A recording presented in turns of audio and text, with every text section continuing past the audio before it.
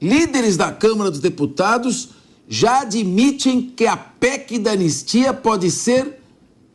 O que está escrito lá? Rafael, não estou enxergando direito. Enterrada. Enterrada, repete para mim. Hã? Enterrada. Enterrada. Então eles já admitem que a PEC da anistia, que é a PEC do amor, pode ser enterrada no Congresso, caso não seja possível fechar um acordo para aprovação do texto também pelo Senado. Porque aí a Câmara aprova e o Senado lava as mãos e fica mal para a Câmara. Irmão, vamos dar as mãos, vamos entrar todo mundo junto nessa. A proposta que perdoa dívidas bilionárias dos partidos com a Justiça Eleitoral está travada na comissão especial e já teve a sua votação adiada em pelo menos 2 ocasiões. É o que o Rafael Macris falava da força da cobrança pelo WhatsApp, pela internet. Ontem, o relator da PEC, deputado Antônio Carlos Rodrigues, político experiente, cancelou a votação por falta de acordo. Abre aspas. A sessão não foi realizada em razão dos temas tratados na PEC serem muito complexos, carecendo assim que o texto tenha uma redação clara e transparente, para que posteriormente não seja questionado pelo Poder Judiciário. Você tem dúvida que vai ser? Fecha aspas.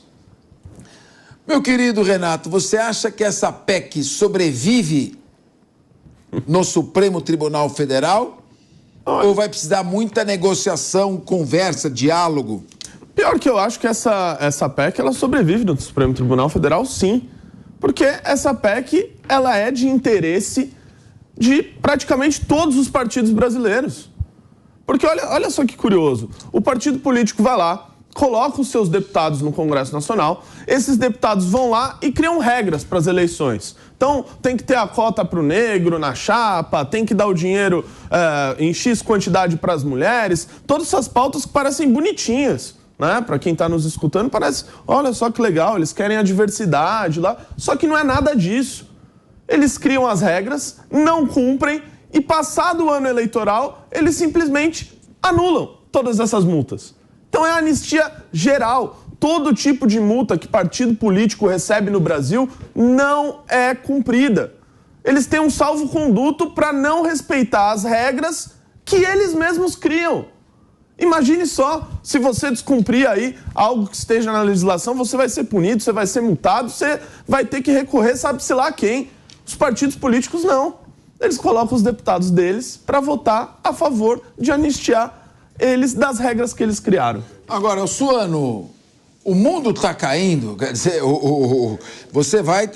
existe um risco enorme de um confronto. Eu não acredito em um confronto direto, mas eu acredito numa tensão entre legislativo e judiciário, tensão essa que vai atrapalhar o ritmo das votações.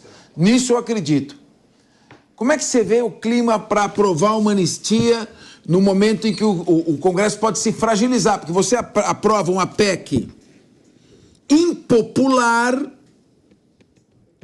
e dá ao Supremo Tribunal Federal a oportunidade de declarar essa PEC inconstitucional e levantar a sua imagem em detrimento do Congresso. É um raciocínio que tem que ser feito tem que ser feito um cálculo bem feito, porque senão o Congresso se desmoraliza ainda mais. E digo mais, hein?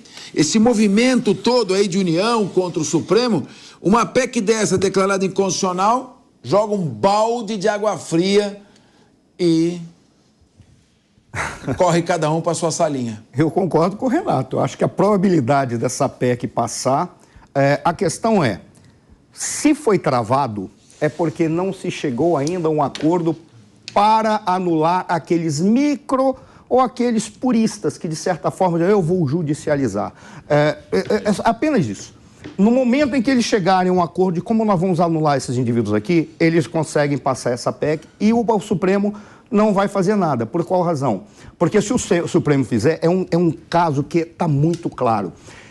Está sendo é uma coisa que se chama dialética da luta. A violência de um é regida pela violência do outro. Ou o jogo do Big Chicken, o galinhão, para ver quem é o mais covarde. Está todo mundo na frente do outro. Vai chegar uma hora em que aquele que recua, ele não recua porque ele está com medo, é que ele sabe que a estrada e os carros vão ser todos destruídos. Então, eles vão parar quando eles olharem assim e falar, nós vamos ter que aceitar isso, que muda alguma coisa, para que tudo permaneça como sempre foi.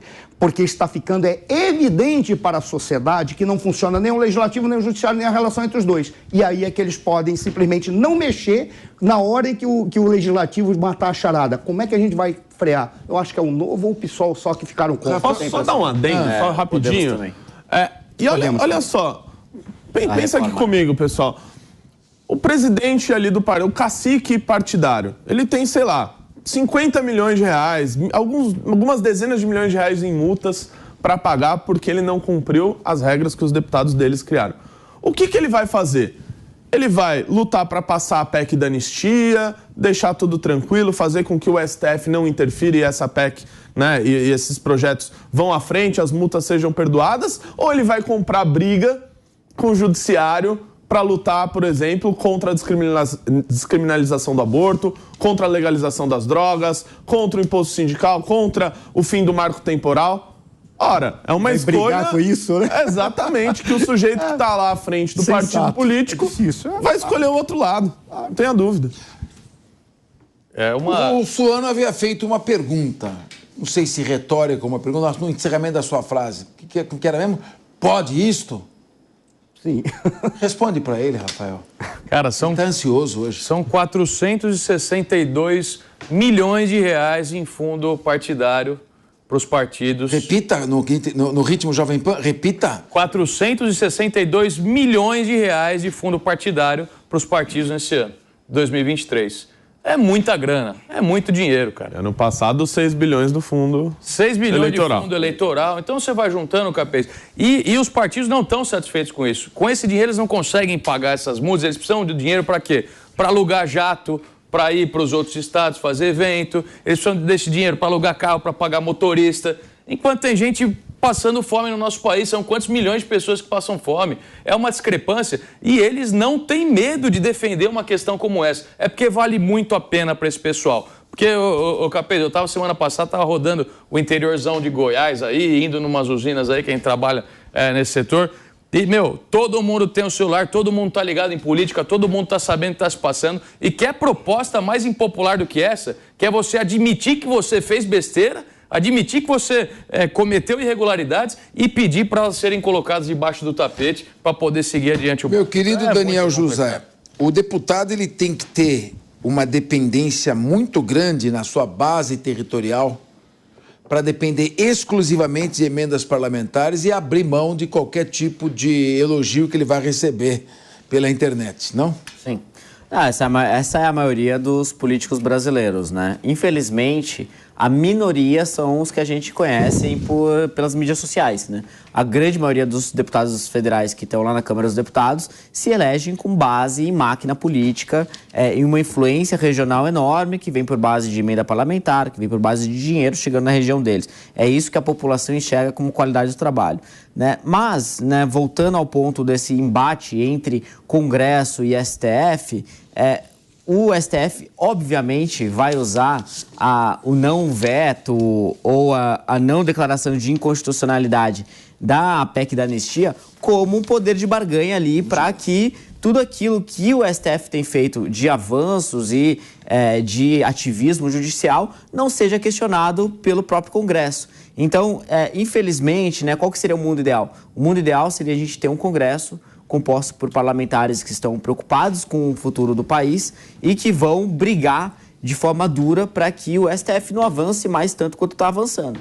A realidade, no entanto, não é essa. A realidade são de um Congresso composto por pessoas, por deputados e senadores que se elegem com base no voto regional, que precisam de emenda parlamentar, que precisam de dinheiro chegando na região deles e que precisam dos partidos cada vez com menos transparência, cada vez com mais recursos financeiros, para que eles possam perpetuar o poder e, se precisar fazer alguma negociação com o STF, mesmo que de uma forma indireta, cedendo e deixando ser atropelado pelo STF, eles vão deixar isso acontecer. Então, assim, para terminar, eu nunca duvido da capacidade do Legislativo de se apequenar e de ficar cada vez mais irrelevante.